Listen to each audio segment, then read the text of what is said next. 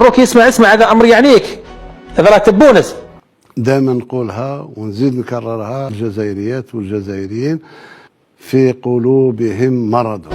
هذه واحده. اثنين، نعطيك مثال، الشباب تاعنا ناس تاع شر شرارين. صبي يلا صبي. اكتب مروكي، اجبد ورقه وستيلو واكتب، اسمع القرارات نتاع سيدك تبون واش قال. الجزائر من زمان هي عايشه في الضبابيه. الله اكبر، فتح الله الابصار المعقول. ولكن في تحسن نسبي. مزيان.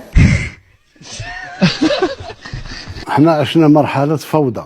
سببات والله ما عرفنا السبب والله. مسيرات ودبابات وكذا، والخبز ما كانش، والمدارس ما كانش، والماء ما كانش، والكهرباء ما كانش.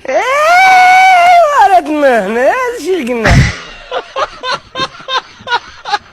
احنا شنو نقولوا من القلب، ما هو لا امتحان لغوي ولا كذا. اش غدير ما كاين مشكل.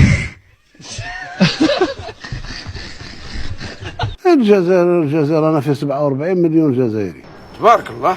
وحنا نتمشى بالارقام، ما نتمشاش بالشعارات. عندنا ما كايناش، ها بس عرفت. تهنينا خلي السرجان مش عيب يعاود لينا. ايوا في بعض الاحيان ما عندناش ارقام حقيقيه. اي ما كانش عندك المترو.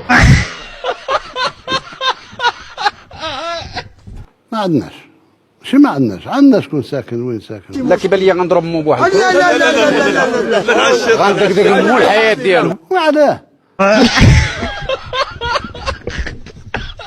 سنة 2027 الجزائر تكون جزائر أخرى ان شاء الله بربي.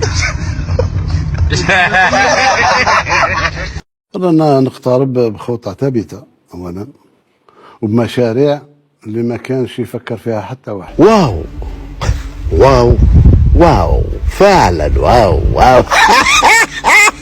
كان دوك نديروا ناس شباب بالإدرون في البلدية. هذا ماشي تعطيه، برافو. الدولة الجزائرية من أضعف ما يكون ماديا، ولكن كثافة سكانية قوية. لازمك الدرون يطلع يحسب المساحة ويقول لك هل الإنتاج ليكم. نعطي.